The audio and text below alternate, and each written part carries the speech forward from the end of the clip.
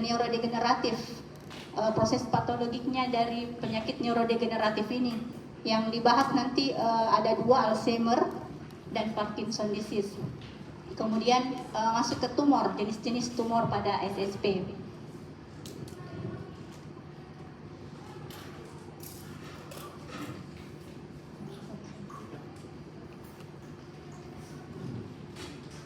Jadi patologi seluler sistem saraf pusat ya. Jadi kita tahu unit fungsional utama dari sistem saraf pusat adalah neuron atau sel saraf ya. Jadi neuron yang matur dia sudah tidak mampu melakukan pembelahan sel. Jadi kalau ada kerusakan pada sejumlah kecil neuron ini, dia akan menghasilkan defisit neurologi. Kemudian selain neuron sel saraf, di SSP juga ada beberapa sel-sel lain seperti terutama astrosit, kemudian oligodendrosit dan juga yang akan membentuk glia. Namanya glia, terdiri dari astrosit dan oligodendrosit. Nah, neuron dan glia ini di SSP dia akan menampilkan berbagai fungsi dan perubahan morfologi jika terjadi jejas atau cedera.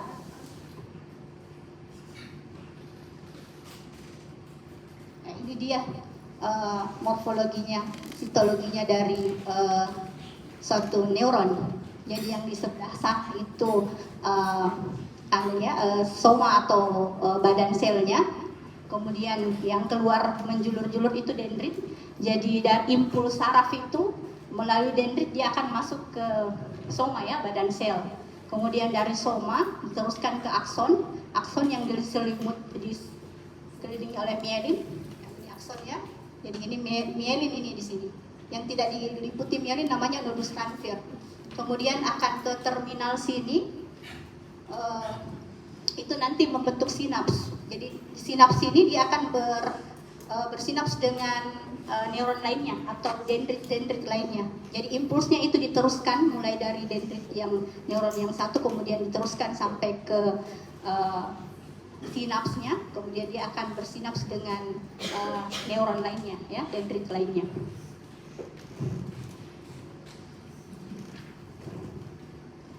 Jadi bagaimana jika terjadi cedera pada sel saraf? Jadi macam-macam reaksinya terhadap cedera.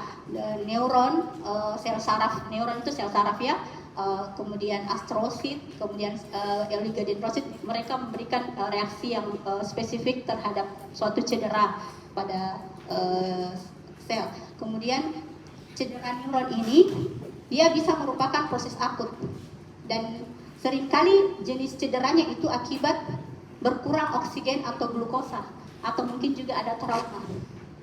Dan dia bisa juga cederanya itu memang berkembang dari ada proses degeneratif dari otak.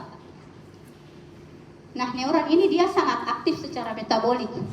Jadi kalau dia aktif secara metabolik, otomatis dia membutuhkan pasokan oksigen yang terus-menerus. Kalau saja ada tiba-tiba cedera yang menyebabkan pasokan oksigen tiba-tiba berkurang atau berhenti, otomatis maka metaboliknya ini tidak bisa bekerja ya. Jadi otomatis menimbulkan jejas, dia rentan terhadap jejas. Nah, dikenal namanya red neuron. Jadi red neuron itu jejas neuron yang akut. Jadi dia ada perubahan yang terlihat jika terjadi hipoksia atau iskemia yang akut pada SSP. Jadi hipoksia itu, bedakan hipoksia dan iskemia. Kalau hipoksia itu jejas karena oksigennya memang yang berkurang. Sedangkan kalau iskemia aliran darahnya yang tidak adekuat.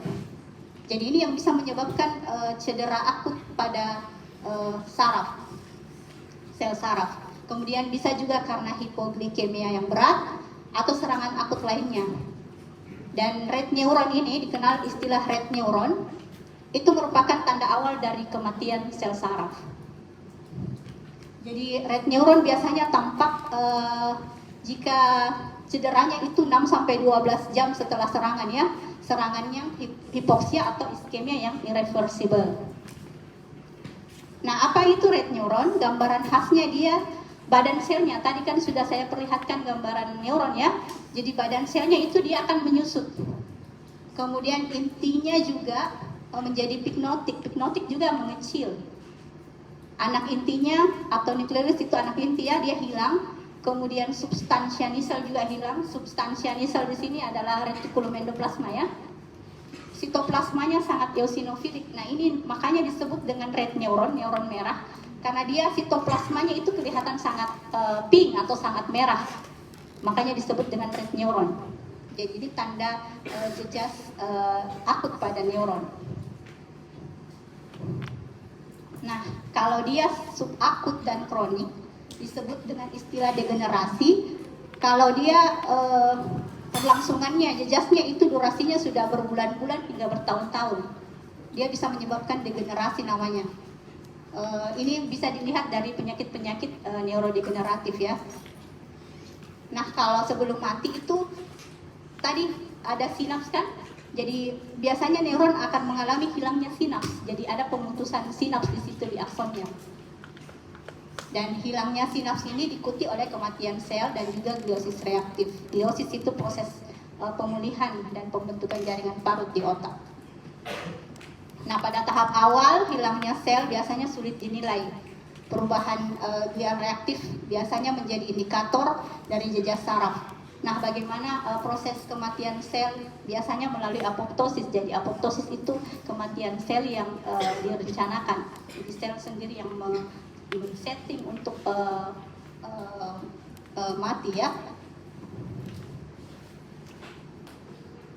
Tidak terlalu cepat kan? Agak banyak anunya, jadi saya masalahnya ini jam-jam rawan dan agak berat saya kira juga ini materinya. Oke, kita masuk saja. Kemudian tadi ada akut subakut, ini dia reaksi akson. Jadi reaksi akson itu perubahan yang diamati dalam tubuh sel selama regenerasi akson. Nah, di sini dikenal istilah kromatolisis sentral. Jadi kromatolisis itu dia selnya membulat dan membesar, disebut dengan spheroid. Kemudian intinya juga ke perifer, dari sentral ke perifer. Kemudian anak inti intinya juga membesar. Kemudian tadi juga ya substansia niselnya dari tengah ke perifer. Ini namanya central kromatolisis. Kemudian dikenal juga ada inklusi neuron. Jadi inklusi itu struktur yang ada, yang tidak seharusnya ada, tapi ada di dalam sel, bisa di dalam sitoplasma ataupun di inti. Misalnya pada infeksi virus misalnya, infeksi virus herpes, kita kenal ada inklusi namanya badan kodri A atau B. Di rabies ada namanya badan negri. Ini semua inklusi ya. Maupun pada infeksi sitomegalovirus, dia menyebabkan inklusi virus. Biasanya pada sitoplasma atau inti. Kemudian dikenal juga ada, selain inklusi ada degenerasi Wallerian. Dia degenerasi akson setelah gangguan pada serabut saraf. Oke, next.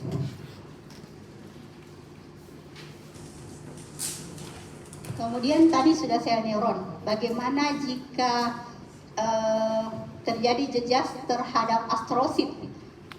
Jadi astrosit itu dia bentuknya seperti bintang dan menempati parenkim otak. Kita lihat dulu gliosis dulu ya. Jadi gliosis adalah penanda histopatologi yang paling penting dari jejas. Kemudian ditandai dengan hipertrofi dan hiperplasia dari astrosit. Jadi astrosit itu jenis sel pada parenkim otak. Dia berbentuk namanya astrosit karena dia bentuknya seperti bintang. Jadi dia memiliki kayak semacam prosesus tonjolan-tonjolan sitoplasma yang multipolar. Dan dia itu mengekspresikan GFAP namanya, protein ini glial fibrillary acidic protein. Ini penting untuk nanti pewarnaan imunohistokimianya ya. Penandanya itu GFAP.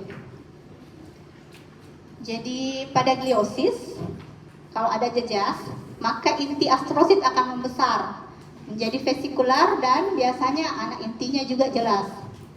Nah ini juga dia sitoplasmanya menjadi pink terang karena ada peningkatan dari ekspresi GFAP. Kemudian sel memiliki banyak prosesus bercabang disebut astrosit genistositik atau yang reaktif. Bisa juga ada ini ya badan inklusi di sitoplasma. Kemudian ada juga namanya rosenthal fiber. Jadi dia itu struktur fibrin atau protein ya, dia yang tebal memanjang eosinofilik dan terjadi dalam proses astrosit. Ini kita lihat sebentar gambarnya. Nah seperti ini. Jadi ini dia kayak bintang karena banyak yang dia menjulurkan sitoplasmanya yang multipolar seperti itu. Nah ini dia diwarnai dengan pewarnaan imunohistokimia GFAP, proteinnya tadi itu GFAP, dia berwarna coklat seperti itu. Nah pada kasus-kasus reaktif astrosit yang reaktif, dia warnanya menjadi lebih pink, jadi seperti ini. Akan kelihatan nampak sekali, jadi namanya ini astrosit reaktif atau gemistositik. Jadi dia sitoplasmanya lebih pink. Dan tidak kelihatan prosesusnya, ini dia. Ini namanya neurofibriller, karena dia ini semua sebetulnya yang kayak bergranul ini adalah tonjolan-tonjolan dari ini ya, fibrillernya ini, sel-sel glial.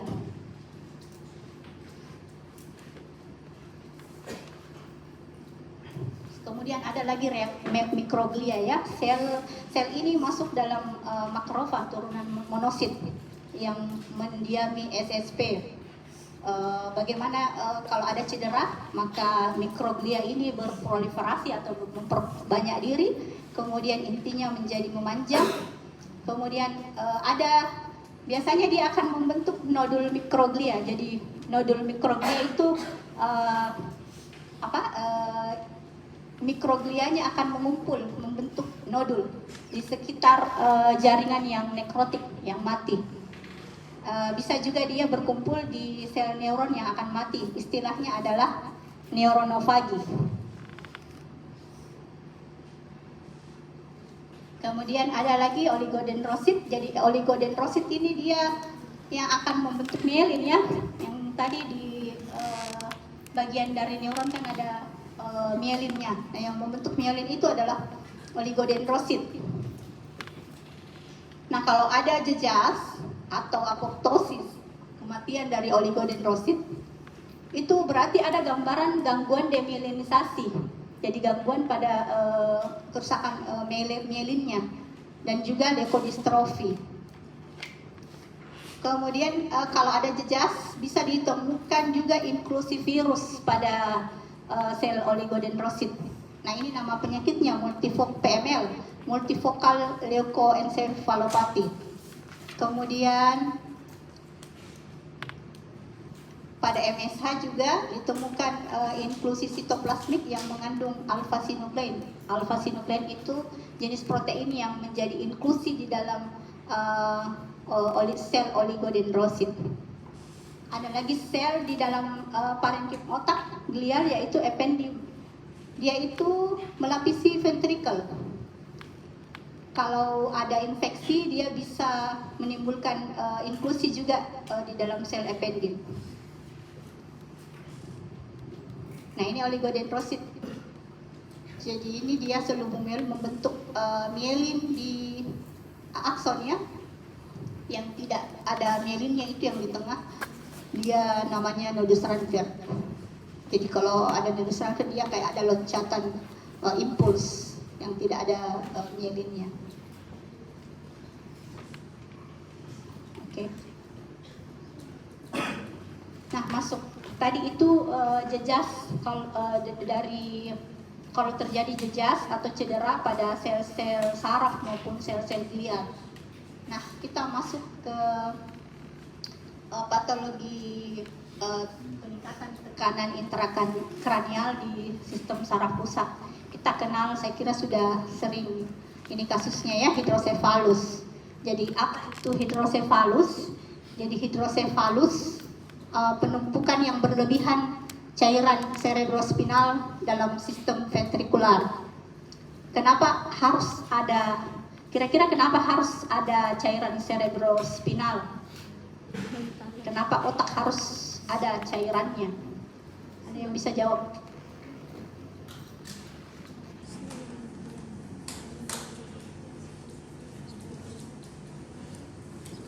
Angkat tangan kalau ada yang bisa jawab.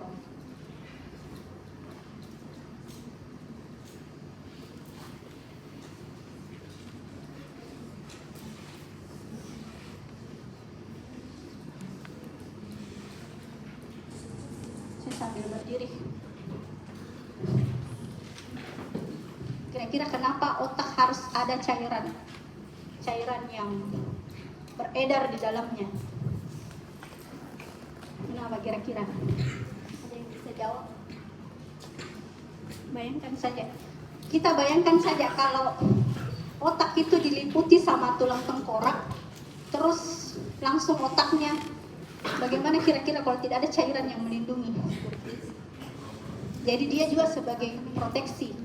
Selain sebagai proteksi, dia juga menutrisi otak. Jadi oksigen apa dialirkan, kemudian sisa-sisa pembuangan dari otak juga akan nanti diresorpsi lagi ya, dibuang. Bayangkan saja kalau tidak ada cairan di dalam otak, mungkin bagaimana? Jadi cairan cerebrospinal ini dia diproduksi oleh plexus choroid. Jadi plexus choroid itu dia ada di dalam ventricle. Ada berapa macam ventricle yang memproduksi cairan CSF ini, CSF yang dikenal saja? 4. Apa itu?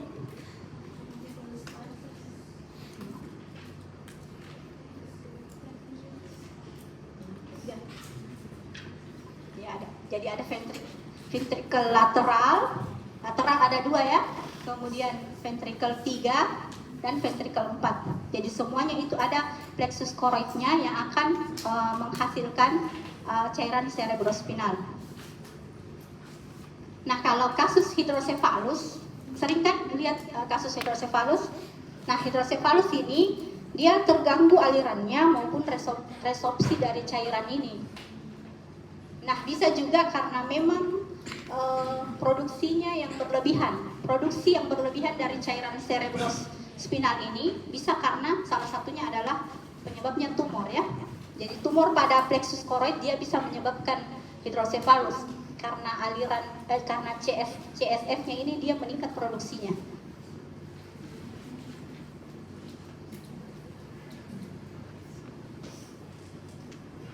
Nah, ini hidrosefalus, kalau dia belum menutup sutura kranialnya, biasanya pada anak, maka kepalanya akan membesar.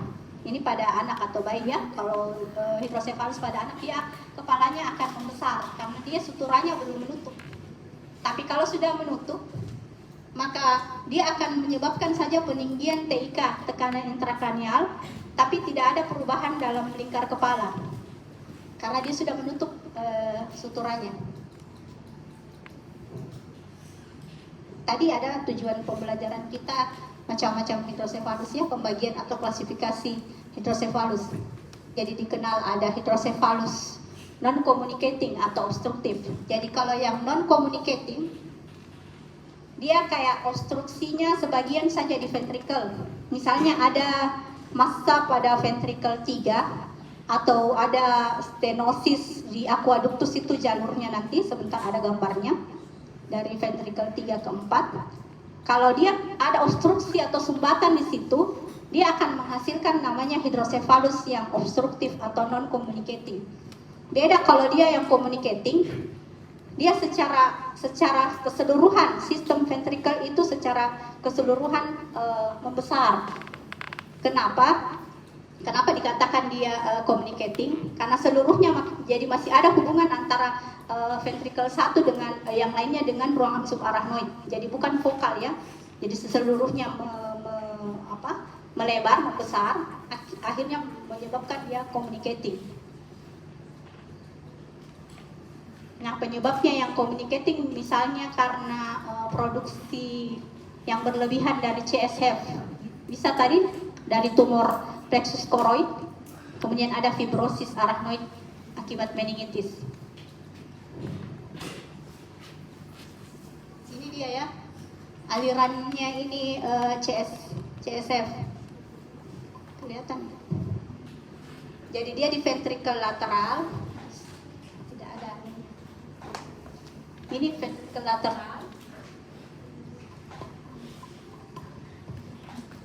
lateral, kemudian dia akan ke ventricle 3 melalui aqueductus, kemudian dia akan ke ventricle 4. Dari ventricle 4 Ada yang ke spinal cord, ada yang masuk ke subarachnoid. Subarachnoid tahu tuh lapisan otak di bawah arachnoid. Jadi nanti akan diresorpsi di sini, granulasi arachnoid namanya, masuk lagi ke sistem vena. Nah kalau misalnya terjadi sumbatan, yang ini ventrikelnya, bedakan yang di situ, dia ventrikelnya semua akan membesar, melebar. Ini yang disebut hidrosefalus. Masuk ke penyakit cerebrovaskular. Secara klinis kita kenal dengan istilah stroke. Jadi penyakit cerebrovaskular pada sistem saraf pusat. Jadi dia merupakan golongan besar kelainan otak disebabkan oleh proses patologik yang melibatkan pembuluh darah ya. Jadi melibatkan pembuluh darah. Dan secara etiologi dibagi menjadi, ini penting ya, dibagi menjadi iskemik dan hemoragik. Jadi kita kenal istilah stroke. Jadi istilah stroke adalah kondisi di mana ada tanda dan gejala neurologis akibat mekanisme vaskular. Tapi lihat onsetnya ya, dia onsetnya akut dan dia bertahan lebih dari 24 jam. Kalau dia kurang dari 24 jam, ada istilahnya TIA atau di sini transient ischemic event. Jadi ada defisit neurologik tapi dia tidak lebih dari 24 jam. Ada biasa tiba-tiba stroke begitu, tapi bisa ini sembuh sendiri karena dia cepat sekali perlangsungannya. Dan ini penyebab morbiditas dan mortalitas yang paling sering dari penyakit neurologis stroke. Nah, ada dua mekanisme utamanya, iskemi atau non-hemoragik dan hemoragik. Jadi stroke perdarahan dan yang bukan perdarahan. Yang bukan perdarahan dikenal dengan iskemik.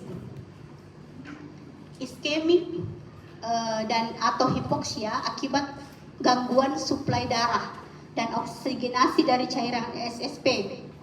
Dia bisa global ataupun vokal. Vokal terlokalisir saja ya. Dimana kalau penyebabnya terutama kalau di otak lebih sering emboli lebih sering daripada trombosis. Kalau emboli itu dia endapan di pembuluh darah tapi dia sifatnya tidak stabil ya, jadi dia rentan untuk berpindah menyebabkan sumbatan. Ini yang berbahaya emboli. Kalau trombosis dia ada juga timbunan di pembuluh darah. Misalnya bekuan darah, tapi dia sifatnya lebih stabil. Dia lebih berbahaya sebetulnya yang emboli, jenis emboli. Nah, kalau hemoragik yang perdarahan, dia akibat pembuluh darahnya memang pecah. Jadi bedakan yang stroke yang non hemoragik dengan hemoragik. Apa penyebab utamanya perdarahan?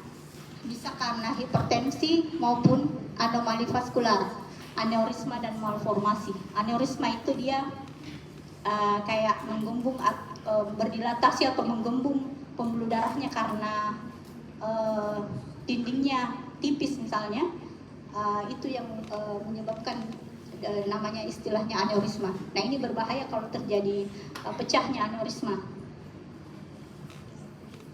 Ini ya yang penting ini mekanisme utamanya stroke, hemoragik dan non hemoragik. Nah yang non hemoragik ini kita kenal hipoksia dan iskemia.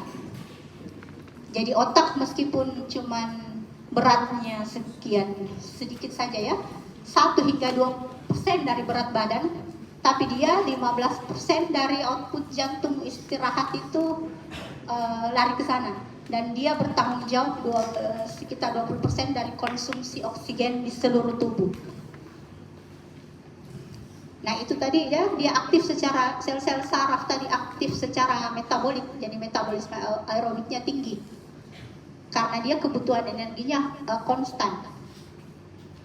Nah jadi karena kebutuhan metabolismenya tinggi, jadi jika terjadi kekurangan oksigen baik karena hipoksemia itu oksigennya memang yang kurang, ataupun iskemia itu aliran darahnya yang tidak adekuat. Kenapa bisa terjadi aliran darah yang tidak adekuat? Bisa karena penurunan tekanan perfusi, misalnya pada hipotensi, atau memang ada sumbatan di pembuluh darah, baik itu pembuluh darah kecil ataupun yang besar, ataupun keduanya.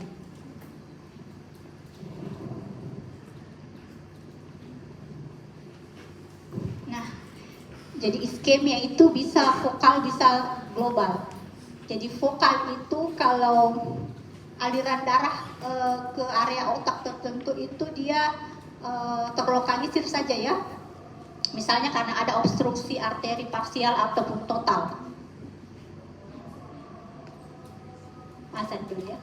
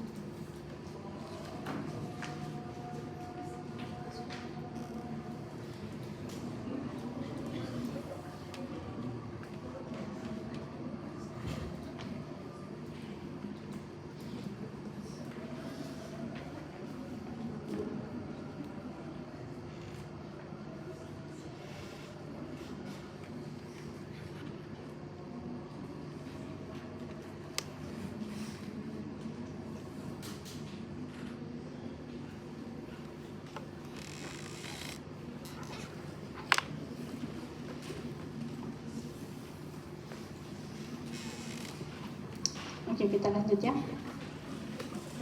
Jadi kalau iskemianya berkelanjutan, maka akan terjadi infark atau kerusakan jaringan pada area yang terkena. Adapun ukuran, lokasi, dan bentuk infark serta luasnya kerusakan jaringan itu dipengaruhi oleh durasi iskemianya, berapa lama iskemianya, kemudian kecukupan dari aliran kolateral ya. Jadi kalau kolateralnya bagus, maka kerusakan jaringan infarknya itu pasti juga akan bisa lebih minimal. Dan dari mana sumber utama aliran kolateral, yaitu dari lingkaran Willis namanya ya. Ditambah juga ada kolateral dari arteri optalmik dengan karotis eksternal. Nah, ini lagi emboli. Jadi emboli itu bisa dari berbagai sumber dia ke otak. Yang paling sering adalah dari jantung, trombi mural jantung. Kemudian yang berasal dari arteri yang paling sering adalah plak ateromatos dalam karotis. Jadi ateroma ya, yang lemak. Bisa juga sumber emboli lainnya tromboemboli paradoksikal. Jadi dia ini paradoksikal, maksudnya dari vena dia masuk ke dalam sistem arteri. Biasanya khususnya pada anak-anak dengan anomali jantung. Kemudian tromboemboli pada saat operasi jantung, ataupun bisa juga emboli jadi selain kayak tumor, lemak, ataupun udara. Jadi semua bisa menjadi sumber emboli. Nah, yang paling sering terkena pengaruh dari infark emboli adalah arteri yang disuplai oleh arteri cerebral media. Kalau yang oklusi karena trombus, paling sering terjadi akibat perubahan akut plak aterosklerotik yang rentan, seperti sering pada penyakit arteri koroner. Kemudian lokasi tersering adalah percabangan karotis asal dari arteri cerebral media dan kedua ujung arteri basilaris. Nah, penyakit cerebrovaskular aterosklerotik ini dia sering dihubungkan dengan penyakit sistemik ya, terutama sering kita dengar hipertensi dan juga diabetes. Dia rentan terhadap oklusi trombotik. Apa saja juga bisa menyebabkan sumbatan pada pembuluh darah, proses inflamasi tentu saja. Dia melibatkan pembuluh darah yang terdapat menyebabkan penyempitan dari lumen. Kalau ada inflamasi bisa terjadi proses penyempitan lumen, kemudian oklusi, dan akhirnya dia bisa menyebabkan infark cerebral. Kemudian kondisi lainnya yang bisa menyebabkan trombosis maupun juga perdarahan intrakranial, antara lain status hiperkoagulasi, dissecting aneurisma pada arteri ekstrakranial di leher, kemudian obat-obatan juga ya, terutama amfetamin, heroin, dan kokain. Ini bisa mengganggu juga endotel pembuluh darah, menyebabkan vasokonstriksi, pada akhirnya bisa menyebabkan trombosis.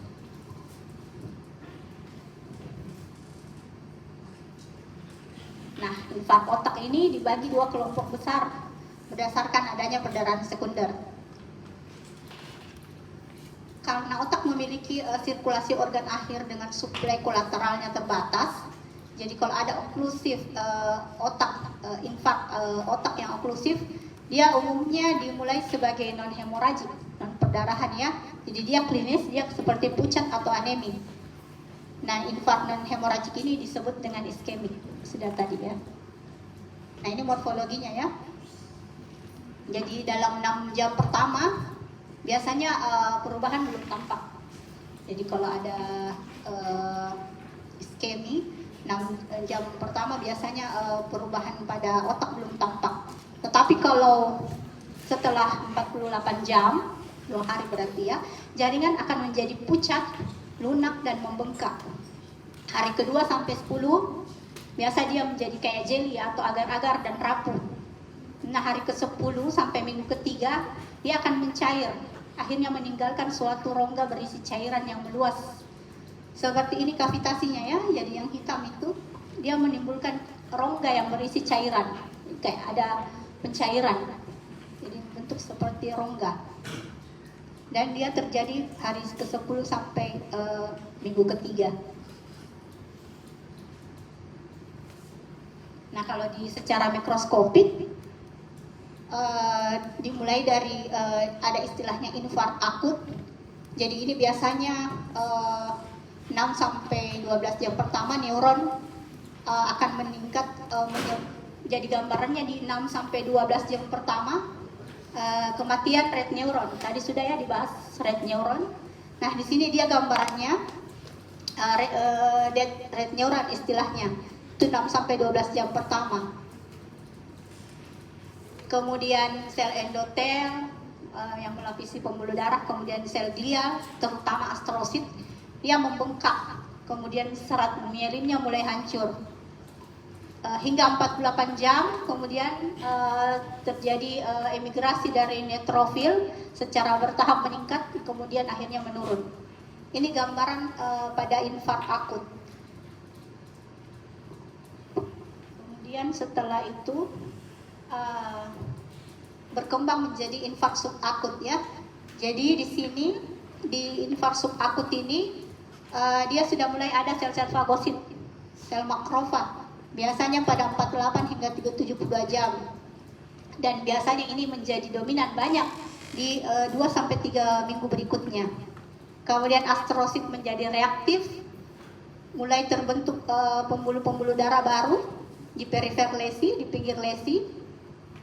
Kemudian astrosit di tepi lesi secara progresif dia membesar, membelah, dan mengembangkan jaringan sitoplasmanya yang luas, jadi menjadi reaktif. Kemudian setelah subakut dia infarknya mengalami penyembuhan. Biasanya setelah beberapa bulan maka respon astrosit mereda. Jadi dia ada kayak tautan padat dari serat-serat glialnya bercampur dengan kapiler-kapiler barunya. Jadi ini ingat mungkin di proses penyembuhan jaringannya waktu itu di BMD mungkin dapat juga kan, saya juga yang bawakan. Ini juga kita ambil pola-pola penyembuhan di sini di SSP. Ini dia. Jadi yang kiri itu yang akut ya, red neuron. Tapi red neuronnya dia lihat dialah sangat pink sekali, sangat merah. Tapi di sini dia mulai menyusut, beginning to shrink. Jadi dia di sini mulai menyusut red neuronnya, mengarah ke kematian red neuron. Di sini yang di subakut ini perkembangannya ini sudah banyak sel-sel fagosit ya, yang di sebelah kiri itu banyak sel-sel makrofag. Sebelah kiri sini, kemudian ini pembuluh darah baru. Di sini ada fomi makrofag. Jadi tahapannya akut, subakut, kemudian penyembuhan. Yang merah-merah itu yang di kanan dia pembuluh darah baru. Ingat ya proses penyembuhan yang lalu yang di BMD. Kemudian di sini sudah mulai terjadi infark kecil. Sudah mulai ada kehilangan jaringan, kemudian di sekitarnya itu dia ada masih ada sisa-sisa gliosis. Ini tahapan terjadinya infark. Nah, kalau yang tadi vokal ya, sekarang masuk ke yang global. Biasanya ini terjadi secara umum terjadi pengurangan secara umum perfusi cerebral. Misalnya pada keadaan shock, serangan jantung, ataupun hipotensi yang berat.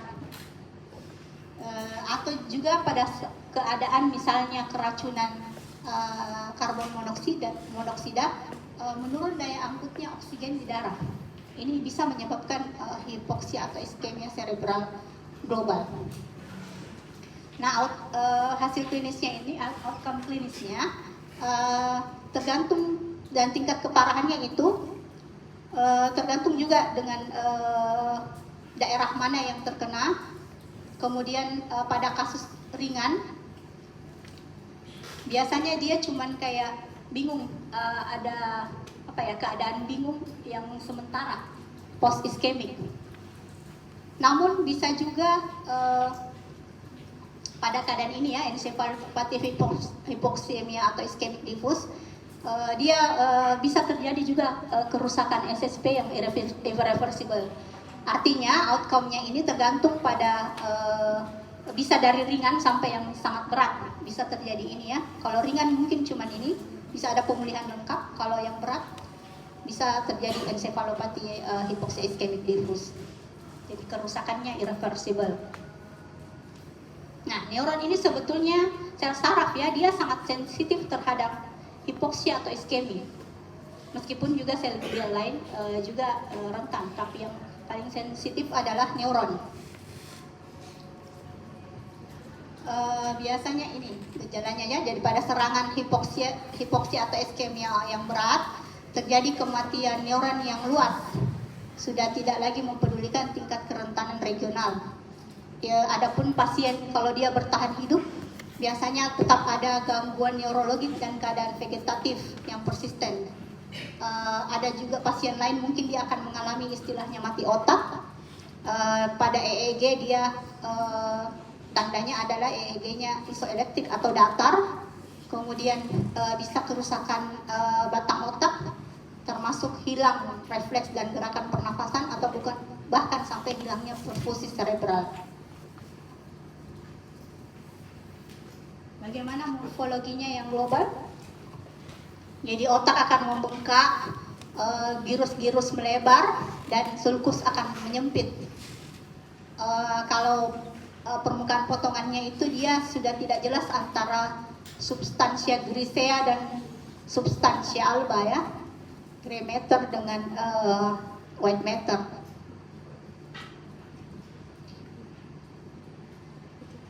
Jadi di sini digaris bawahi bahwa perbedaan antara jejak iskemik yang global dan vokal didasarkan bukan pada sifat patologi selulernya, tetapi pada pola keseluruhan dan keterlibatan otak.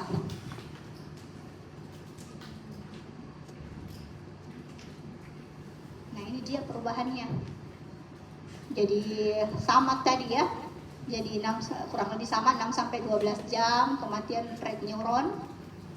Kemudian diikuti dengan astrosit dan oligodendroglia yang subakut, dan ada nekrosis jaringan, ada makrofag, kurang lebih sama tadi. Kemudian pada perbaikan atau penyembuhan kira-kira 2 minggu sudah ada pemusnahan jaringan nekrotik, kemudian sudah ada hilang arsitektur normal dari SSP itu hilang dan terjadinya gliosis.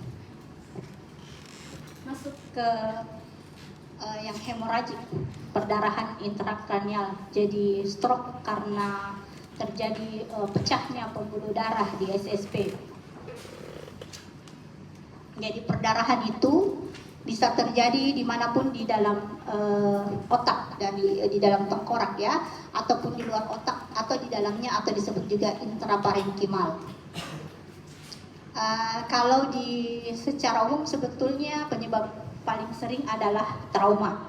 Meskipun di sini dikatakan kalau yang epidural atau subdural biasanya terjadi karena trauma. Sementara kalau yang di lebih bawah subarachnoid, dia karena memang ada penyakit cerebrovaskular yang mendasari. Meskipun di ruang subarachnoid ini perdarahannya juga lebih sering sebetulnya karena trauma.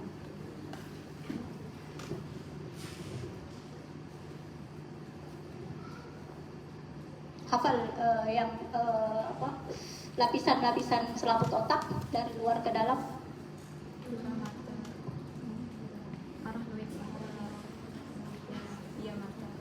Yang paling luar apa? Dura mater.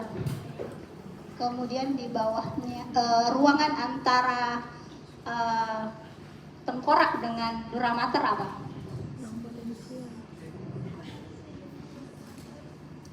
Antara dura mater, kan tengkorak dulu, baru menings ya. Menings itu ada pia mater, dura mater, ada arah dura mater, arachnoid juga ya. Antara tengkorak, di bawah tengkorak sampai ke ini ke dura mater apa namanya ruangannya, space-nya? Epidural.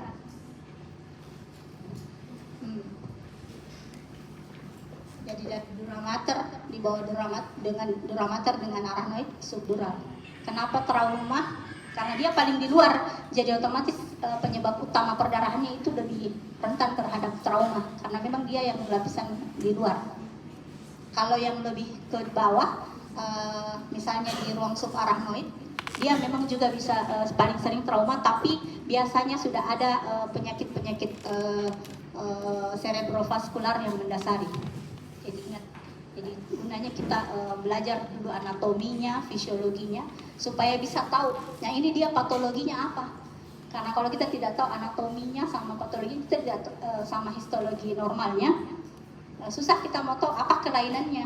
Karena kita harus tahu dulu normalnya bagaimana, baru kita masuk ke patologi. Nah ini patologi anatomi, bahas khusus patologi kelainannya ya.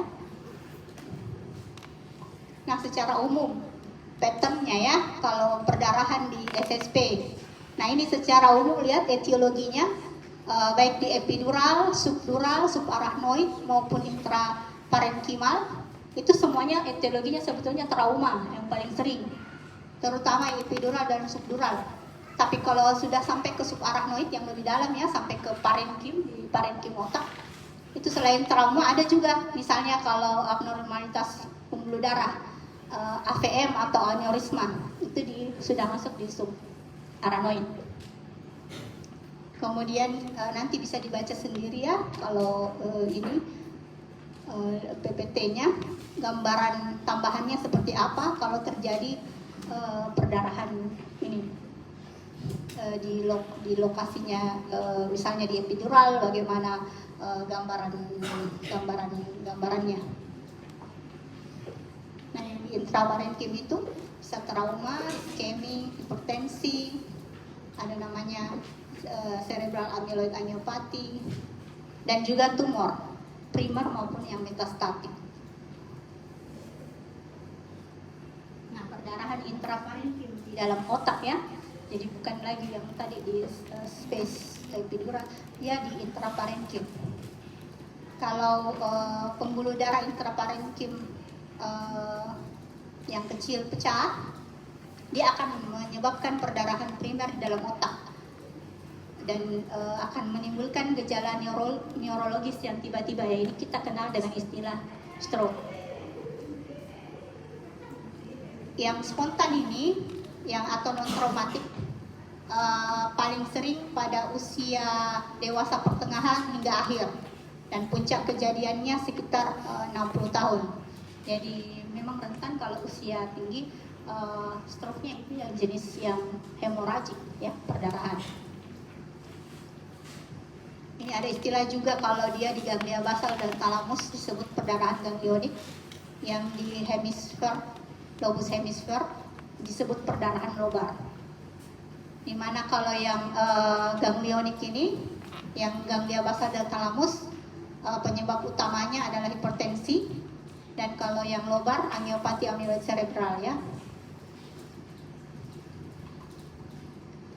Bisa juga penyebab lainnya yang bisa berkontribusi terhadap perdarahan intraparenkimal, gangguan koagulasi sistemik, bisa juga neoplasma atau tumor, kemudian vaskulitis, aneurisma maupun malformasi vaskular. Bagaimana morfologinya? Jadi ini dia bisa ditandai oleh pusat bekuan darah. Dia akan menekan parenkim ya, yang berdekatan. Jadi kompresi ini menyebabkan menyebabkan infarksi sekunder jaringan otak yang terkena, dengan terjadi anoksia dari neuron serta perubahan glial serta udem. Ini juga kalau misalnya udemnya mereda, kemudian ada hemosiderin dan lipid-laden makrofa. Makrofa yang mengandung pigmen hemosiderin maupun juga lipid, dia akan muncul. Kemudian astrosit reaktifnya juga sudah banyak berproliferasi, biasanya terlihat di pinggiran lesi. Nah, selain perdarahan intraparenkim, kenal juga perdarahan subarachnoid. dan ruptur aneurisma sakular. Jadi penyebab paling sering perdarahan subarachnoid yang spontan adalah pecahnya aneurisma sakular atau BERI. Aneurisma tadi sudah tahu toh. Jadi memang kelainannya jadi dia seperti menggembung, berdilatasi seperti balon pembuluh darahnya karena memang kelainan pada dinding pembuluh darah. Nah, kalau dia pecah, ya ini yang menjadi masalah karena dia dindingnya tipis maka pasti rentan untuk pecah. Nah, ini namanya aneurisma sakular yang paling sering di SSP itu aneurisma sakular namanya atau BERI. Dan yang paling sering menyebabkan pecahnya aneurisma ini adalah perdarahan subarachnoid trauma yang bisa menyebabkan perdarahan subarachnoid. Jadi sekali lagi secara umum trauma adalah penyebab paling sering pada perdarahan di otak, baik intrakranial maupun juga yang subarachnoid, intraparenkhimal maksud saya, dan subarachnoid. Selain itu, yang perdarahan subarachnoid juga bisa karena ada ruptur perdarahan intracerebral primer ke dalam sistem ventrikel. Bisa karena malformasi vaskular, gangguan hematologi, dan juga tumor. Nah, ini aneurisma sakularnya. Dia aneurisma intrakranial yang paling sering ya. Bisa juga karena mikotik, jamur ya, trauma maupun dissekting. Kemudian malformasi vaskular, ini sekedar tahu ya bahwa ada malformasi vaskular juga. Ini juga bisa menyebabkan resiko perdarahan. Ada 4 macam di sini kelompokan utama dari malformasi vaskular. Nah, kenapa ini dibahas? Karena ini juga penting, bisa terkait dengan resiko perdarahan pada SSP. Masuk ke infeksi. Paham tadi? Saya lihat mukanya pada mengantuk nih semua. Agak banyak memang ini materinya. Itu pun juga saya ringkas. Banyak trauma saya tidak masukkan. Saya ambil yang penting-pentingnya saja. Yang penting tahu secara garis besar. Nanti dibaca-baca lagi di rumah ya. Ini minggu pertama untuk blog ini. Yang sudah kuliahnya baru bisa sama fisiologi sama baru langsung masuk patologi. Lanjut ya, supaya cepat selesai juga. Jadi masuk, jadi intinya kalau di SSP itu kelainannya bisa tadi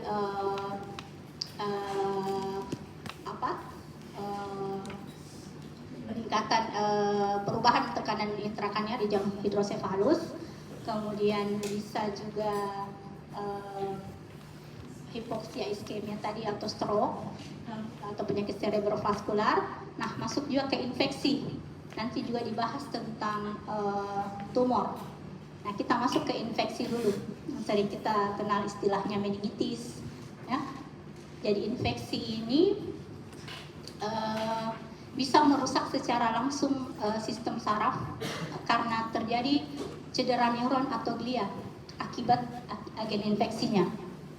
Atau bisa juga karena dari secara tidak langsung dari toksinnya ya.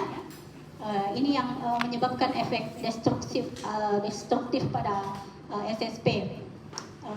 Biasanya dari respon inflamasinya atau dengan perantara imun. Yang penting di sini ada 4 rute utama mikroba memasuki sistem saraf, yaitu yang hematogen melalui pembuluh darah ya, implantasi langsung, kemudian ekstensi lokal dari sekitarnya, kemudian juga bisa dari sistem saraf perifer. Nah, ini dia secara umum penyebab infeksi, tipe-tipe infeksi, dan lokasinya. Meningitis misalnya Kalau secara klinis dikenal akut pyogenik meningitis maupun kronik meningitis. Nah, ini bakteri penyebabnya terutama ya. Kalau yang akut pyogenik itu terutama bakteri, bukan virus. Jadi ini penyebabnya. Nanti bisa dibaca lebih lanjut kalau di tabel ini lebih detailnya. Kemudian kalau infeksinya lebih terlokalisir, bisa menyebabkan misalnya abses, emphysema, bisa juga karena virus ya. Ini dia jenis virusnya apa, yang penyebab organisme penyebabnya. Kemudian bisa juga jamur, spiroset, protozoa maupun metazoa. Saya kira bisa dibaca nanti lebih lanjut. Masuk dulu kita ke meningitis akut ya. Jadi meningitis itu proses peradangan pada leptomeninx dan juga cairan cerebrospinal dalam ruang subarachnoid, dan kebanyakan penyebabnya adalah infeksi. Jadi istilahnya kalau meningoencephalitis, radangnya pada meninx dan juga parenkim otak. Meskipun penyebabnya infeksi terutama, bisa juga karena non-bakterial iritannya, misalnya meningitis karena zat-zat kimia chemical meningitis, atau karena penyakit autoimun sistemik. Nah, secara garis besar berdasarkan etiologinya dan perjalanan klinisnya dibagi menjadi yang pyogenik akut, aseptik, dan juga kronik. Nah, yang pyogenik akut ini terutama penyebabnya bakteri, jadi makanya dikenal istilah bakterial meningitis. Nah, apa saja bakteri penyebabnya, terutama E. coli dan Streptococcus B ini pada anak-anak ya. Jadi kalau pada orang tua Streptococcus pneumoniae dan Listeria monocytogenes. Kalau dewasa jadi dia ada kayak tropismenya. Kalau misalnya pada neonatus, bakteri apa yang paling sering, pada orang tua apa, pada remaja dan dewasa muda apa. Apa saja gejalanya pada meningitis? Jadi gejalanya berhubungan karena adanya iritasi pada meninx dan juga gangguan neurologi, misalnya sakit kepala, fotofobi, iritabilitas, gangguan kesadaran, dan kaku leher.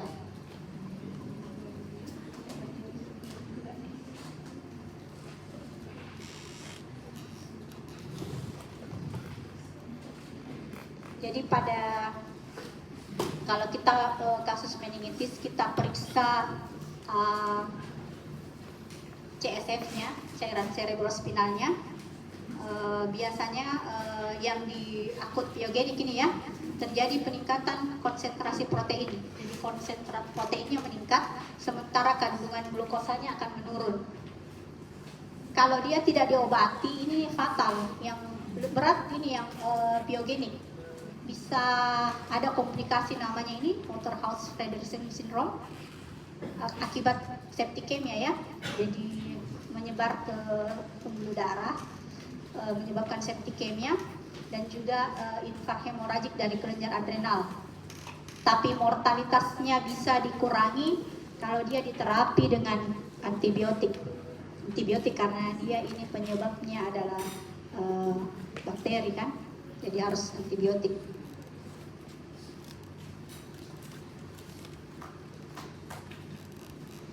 Nah, ini lihat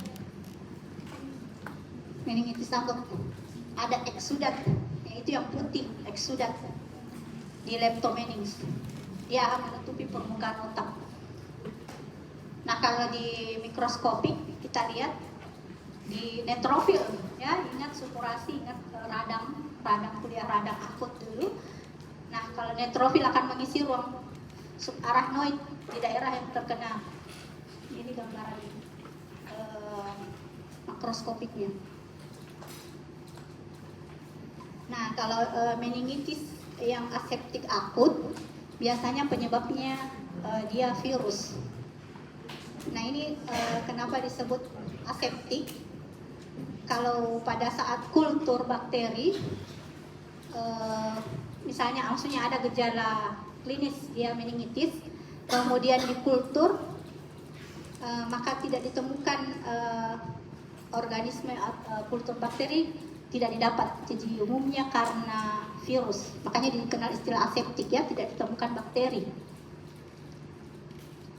Tapi bisa juga akibat bakterial, rickettsia dari autoimun. Namun umumnya karena virus, makanya dikenal dengan istilah viral meningitis. Apa bedanya dengan dia lebih ringan ya? Yang tadi yang pyogenik dia lebih berat. Nah, pada pemeriksaan CSF-nya ada limfositik pleocytosis. Peningkatan proteinnya sedang dengan kandungan glukosanya hampir selalu normal. Nah, ini tadi beda kan dengan yang di pyogenik. Tadi glukosanya menurun sementara proteinnya terjadi peningkatan, dia sedang, glukosanya hampir normal. Terapinya simptomatik dan umumnya bisa sembuh sendiri. Dia ringan kalau yang virus.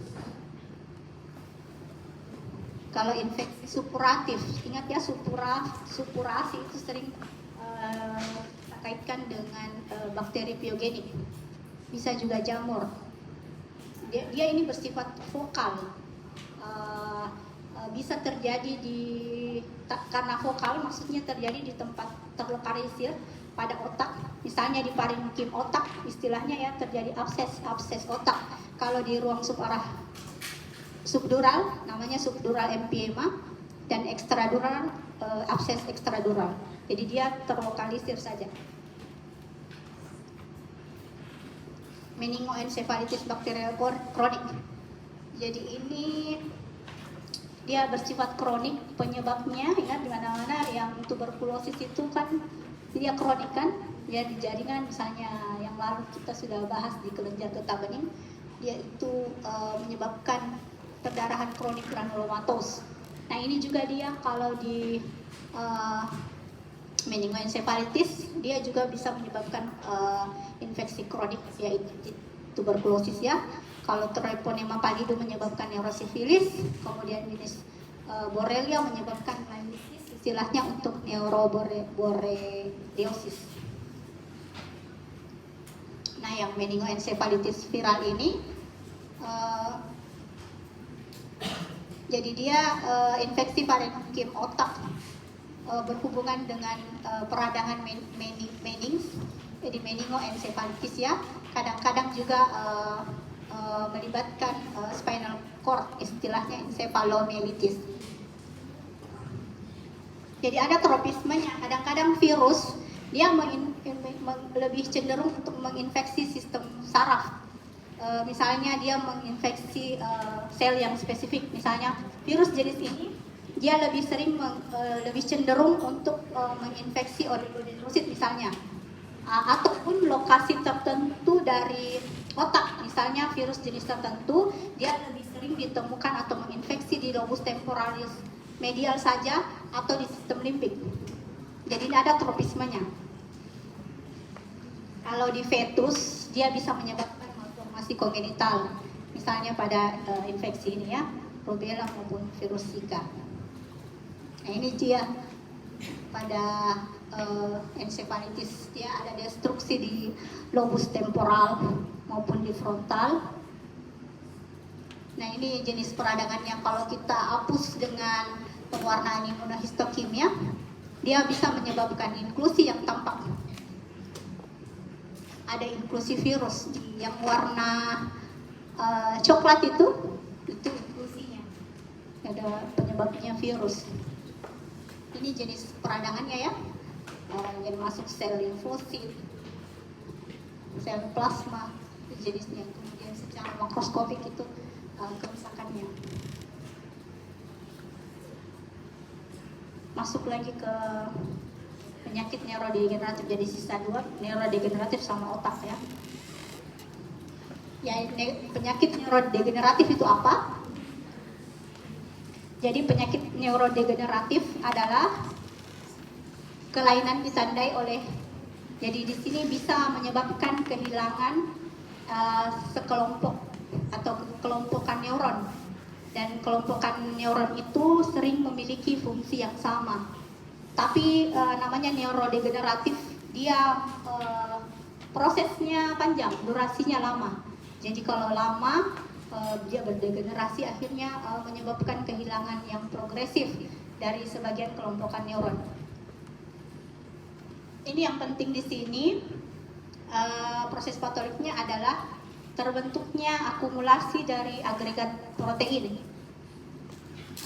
Ini yang kita kenal di mikroskopik tadi sebagai badan inklusi. Jadi sebetulnya inklusi itu timbunan struktur protein dia yang berkumpul di dalam, karena misalnya karena produksinya berlebihan atau clearance-nya, pemusnahannya yang tidak bagus, akhirnya dia membentuk agregat dan dia menumpuk di dalam misalnya sitoplasma atau inti sel, menyebabkan inklusi sitoplasma atau inklusi inti. Jadi sebetulnya inklusi itu adalah agregat dari protein yang tidak normal ya, yang abnormal. Ya, yang tadi ini bisa terjadi inklusi itu bisa karena ketidakseimbangan antara sintesis protein maupun clearance-nya. Jadi clearance bisa dipengaruhi dari genetik misalnya, lingkungan, sehingga terjadi akumulasi yang bertahap dari protein.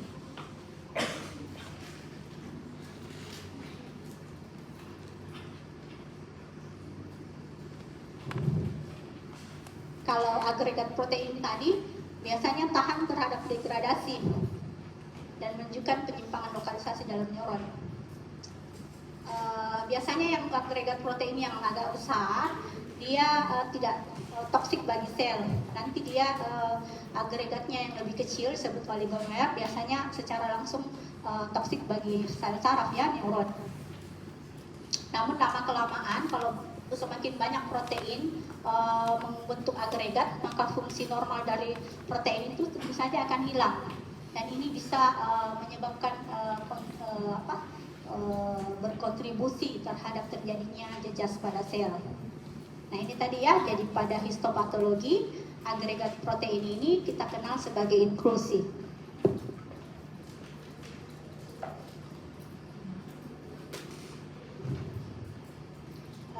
Kalau penyakit neurodegeneratif ini dia diklasifikasikan berdasarkan pendekatan yang kita gunakan. Jadi ada dua. Kalau kita pakai berdasarkan pendekatan simptomatik atau anatomisnya, jadi gejala apa yang muncul maupun lokasi anatominya di mana dia terjadi, maka ini berdasarkan simptomatik atau anatomis ini ya, neurodegeneratifnya itu biasanya tercermin dari gejala klinisnya. Misalnya keterlibatan neokorteks menyebabkan gangguan kognitif dan demensia. Jadi maksudnya ini kalau di neokorteks terjadi proses degenerasi, maka gejalanya adalah gangguan kognitif dan demensia. Nah, kalau kita pakai pendekatan berdasarkan patologi, kita lihat tadi adalah inklusinya. Jadi berdasarkan jenis inklusinya yang nampak, nah itu kita golongkan penyakit jenis penyakit atau klasifikasikan jenis penyakit neurodegeneratifnya.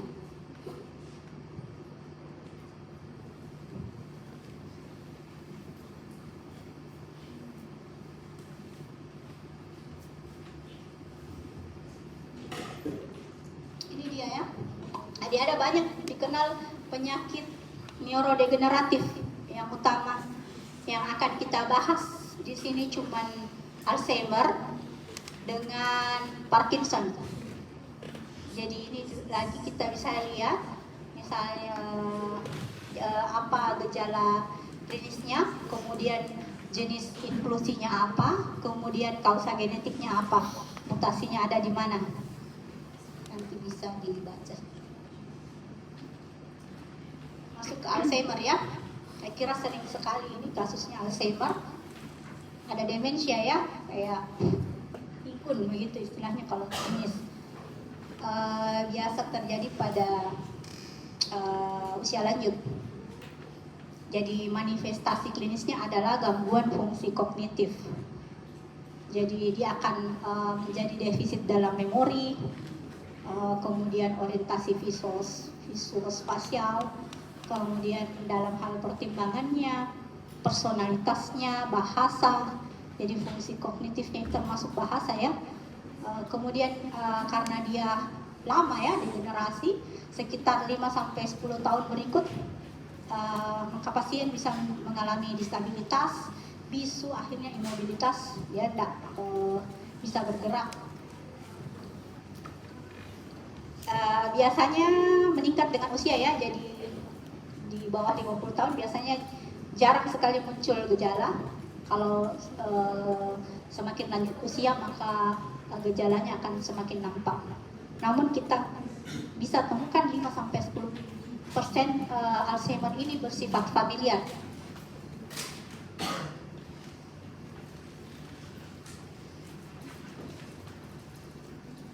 Kelainan mendasarnya adalah akumulasi dari dua protein, yaitu beta dengan protein tau di daerah otak tertentu. Jadi ada akumulasi dari protein namanya ini akibat produksinya yang berlebihan atau clearance-nya yang terganggu.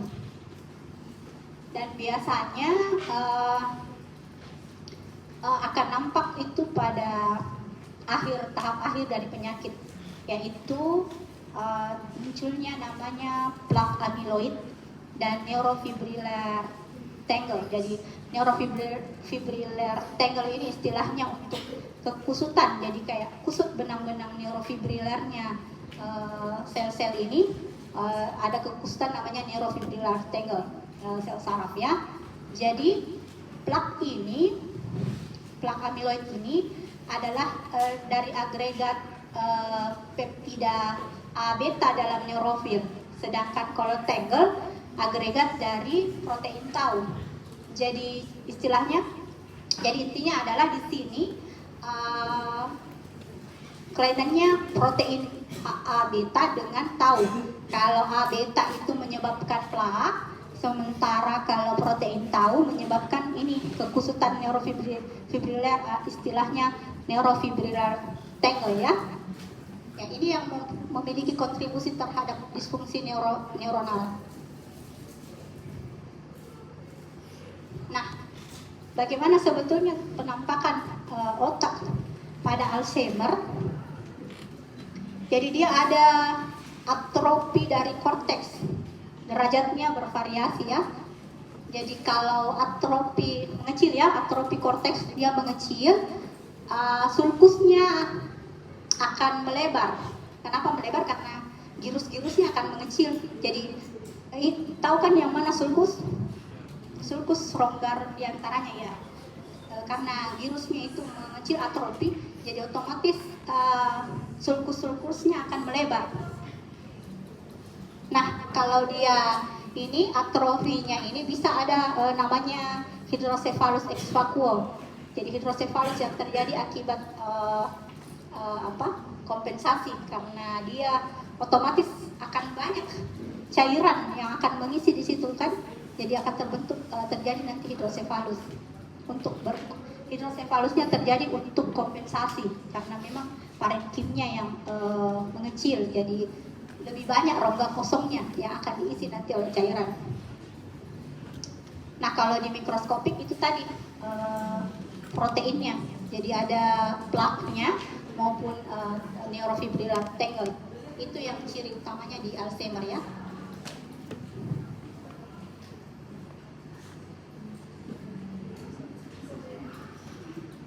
Nah, ini dia. Dan di sebelah kiri itu plaknya ya, yang di tanda panah yang di pink. Kalau dia diwarnai immunohistokimia dia seperti itu, warna coklat begitu. Nah, kalau neurofibriller tangle, kekusutan benang-benang neurofibriller yang di kedua dari yang C, itu kita lihat di anak panah juga. Pewarnaan silver ini dia akan berwarna hitam. Yang di bawah, yang di kiri dia plaknya, yang kiri itu tangle-nya, benang yang fibrillernya yang kusut, kemudian yang di bawah itu plaknya, yang kanan bawah.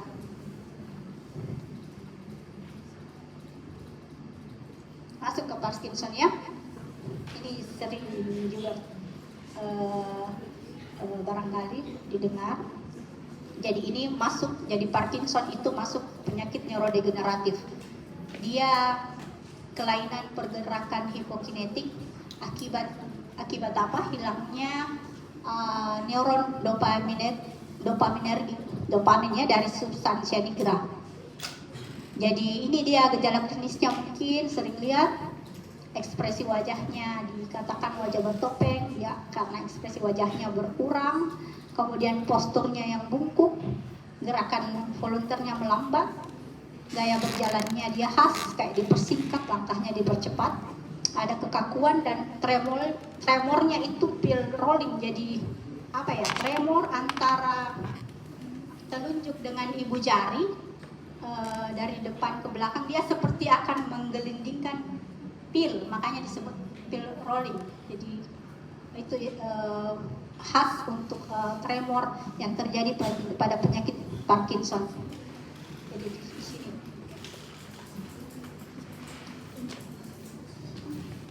bisa juga disebabkan karena antagonis dopaminergic atau toksin ya, melalui yang merusak sistem dopaminergic. Nah, ada namanya trias Parkinsonism, itu dia ada tremor, dia rigiditas, kaku, dan bradykinesia. Bradykinesia itu ya perlambatan gerakan.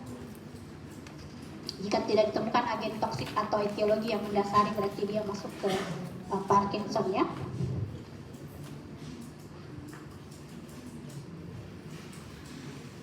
Nah, ini juga ya berhubungan dengan akumulasi protein. Dia kalau yang tadi di Alzheimer namanya protein tau dengan beta, dia ini namanya alpha synuclein. Jadi dia ada juga badan inklusinya dan kita temukan agregat protein alpha synuclein di dalamnya. Kebanyakan kasus ini sporadik ya, tapi kausa genetik juga ditemukan. Ini dia mutasi-mutasinya yang bisa ditemukan pada kasus Parkinson disease. Ini gen-gen yang bermutasi.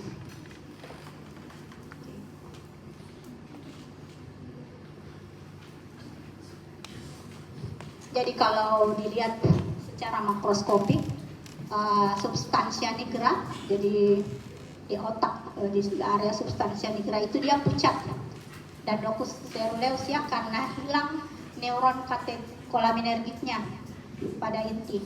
Jadi dia kayak tidak ada, sebentar dilihat gambarnya, dan di mikroskopik ada namanya, inklusinya itu namanya Lewy bodies ya, ada Lewy bodies, jadi dia agregat protein yang mengandung alpha synuclein. Ini dia, yang kiri itu yang normalnya substansia nigra, lihat ada yang warna yang lebih pigmented ya, yang sini.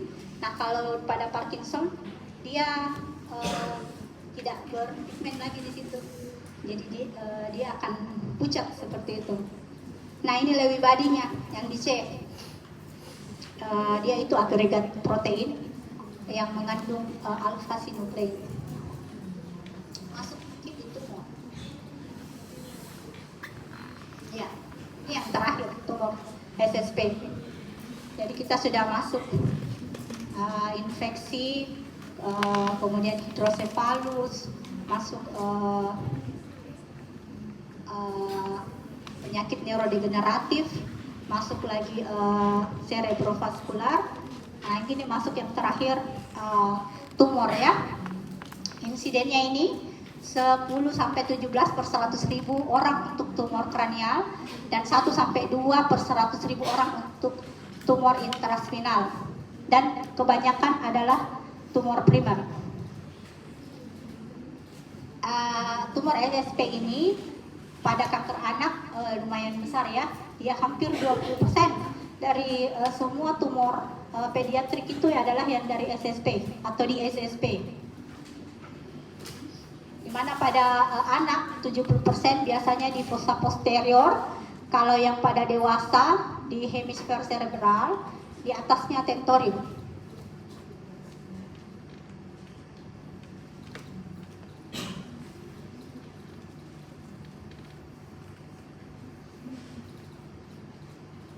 Jadi di mana saja bisa terjadi tumor, termasuk di menings ya, dikenal istilahnya meningioma. Kemudian kalau di parenkim otak namanya glioma, ataupun tumor neuronal, atau juga tumor plexus choroid, atau bisa juga populasi lainnya dari SSP yaitu limfoma ya, dari jaringan limfoidnya. Atau bisa juga bukan primer. Primer maksudnya dia memang tumbuhnya di otak. Bisa juga karena metastase dari luar, dari luar menyebabkan metastase di otak. Nah, kita lihat kalau di sistem saraf pusat, meskipun biasanya dia jinak atau yang low grade, kadang-kadang dia memiliki klinisnya yang buruk, tergantung. Kalau di saraf pusat, meskipun dia jinak atau buruk, tapi kalau lokasinya mungkin yang vital, dia bisa berakibat outcome klinisnya itu bisa juga buruk ya, tergantung lokasinya di otak. Jenis tumor juga bisa daerah tertentu saja, misalnya medulloblastoma pada cerebellum, atau ada juga jenis tumor dia mempengaruhi usia tertentu saja, misalnya medulloblastoma atau astrocytoma pilositik itu pada anak-anak saja ditemukan. Sementara yang usia tua misalnya glioblastoma dan limfoma biasanya pada pasien yang lebih tua ya. Nah, glioma, jadi glioma tumor parenkim otak. Terutama tadi kenalkan glioma yang membentuk adalah astrosit, oligodendrosit, dan sel-sel ependimal. Jadi kalau tumornya pada parenkim adalah astrositoma, oligodendroglioma, dan ependimoma. Dia gambarannya khas ya, dan menjadi dasar untuk klasifikasi. Kalau tumornya semakin ganas ini, biasanya kita lihat dari peningkatan anaplasia sitologinya. Jadi sitologinya semakin jelek, semakin kita tidak bisa kenali ini selnya dari mana, maka itu disebut lebih anaplasia.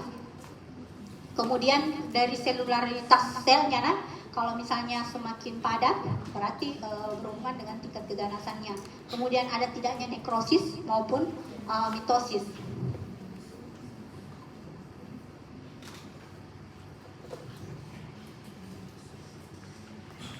Masuk ke astrositoma ya. Jadi astrositoma tumor pada sel-sel astrosit.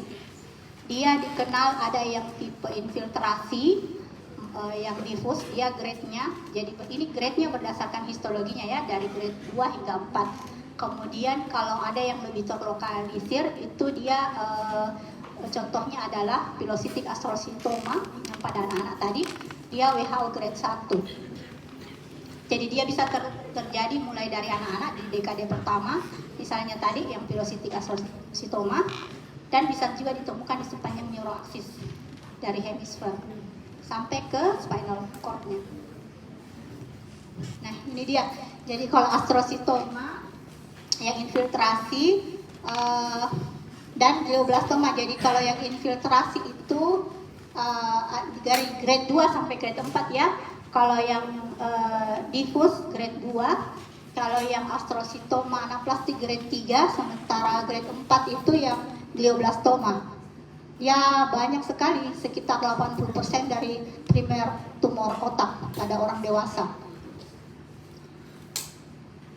Nah, ini dia tanda dan gejala umumnya yang paling sering: kejang, sakit kepala, defisit neurologi vokal, tergantung di mana lokasinya yang kena.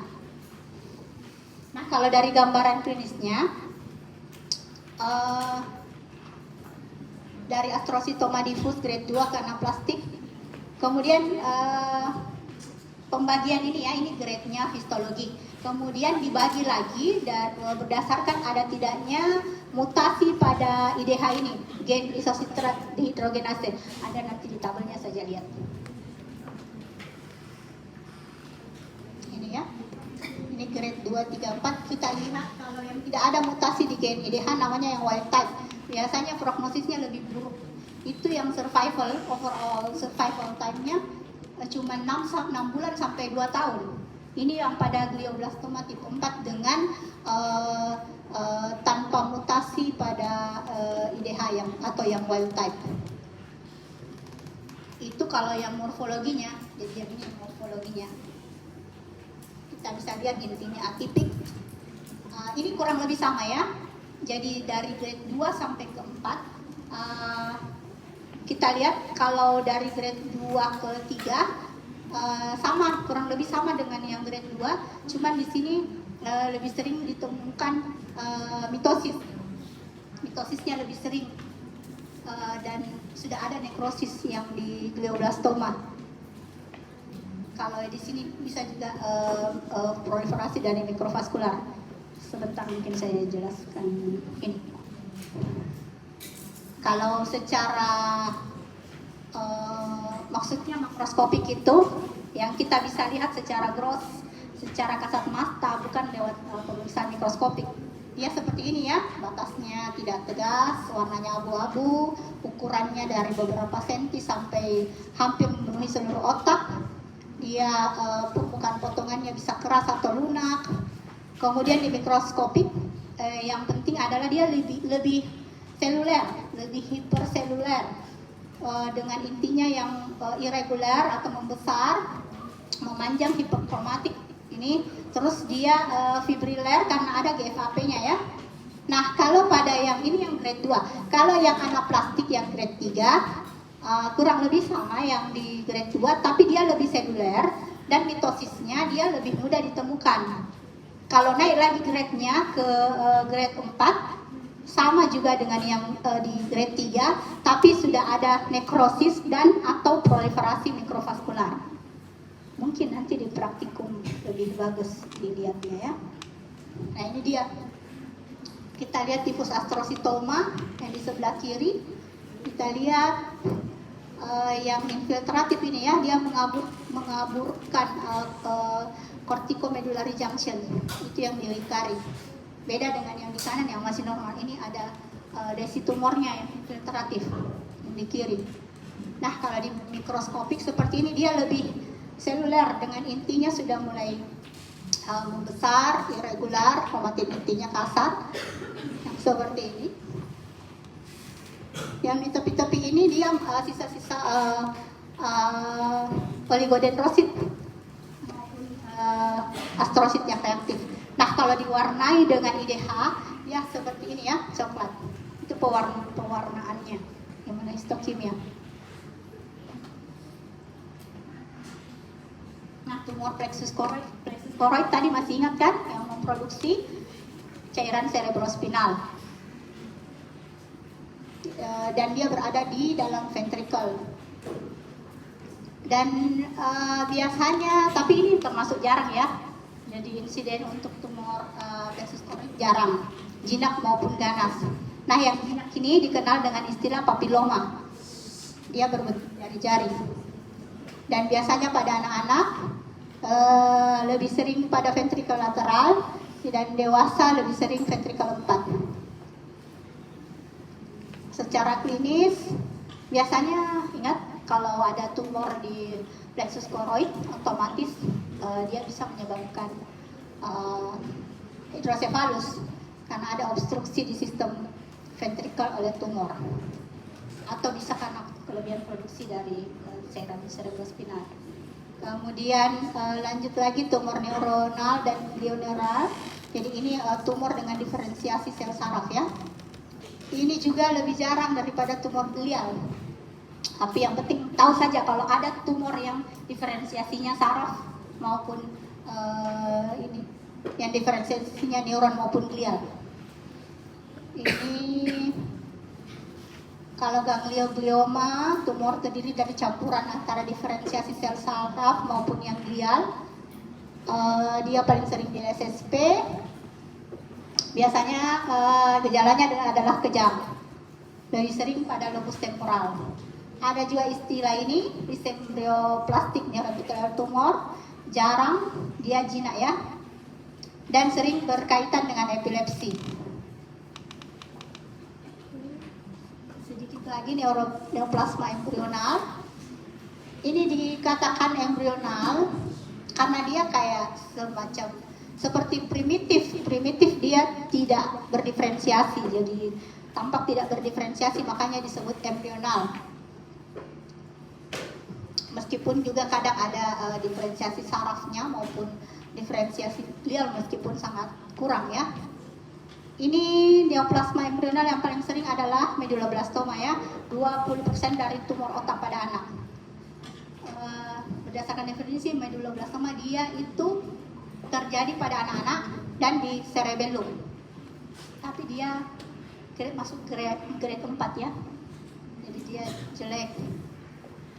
Kalau pertumbuhannya cepat menghalangi aliran cairan cerebrospinal, dia bisa menyebabkan hidrosefalus.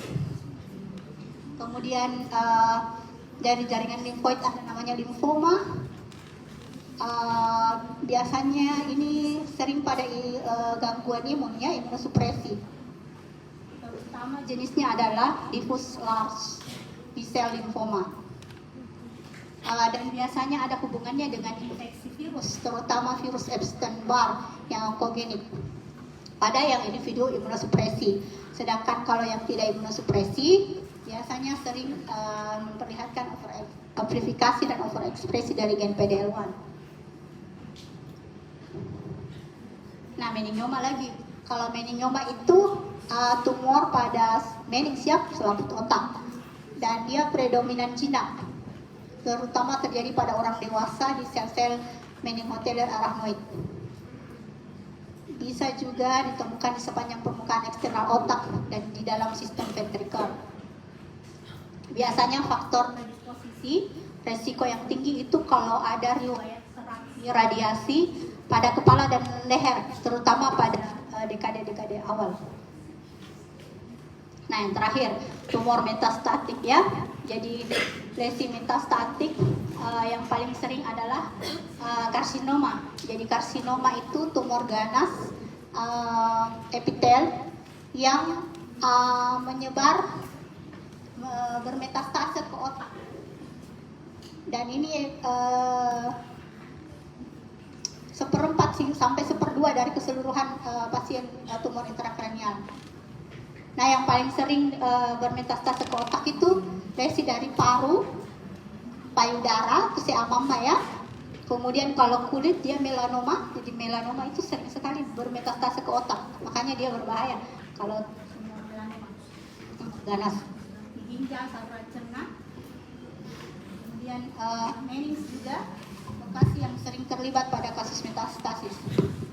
Dan metastasis secara klinis ditandai oleh lesi berupa massa yang kadang-kadang bisa merupakan manifestasi awal dari kanker sistemik. Saya kira sudah.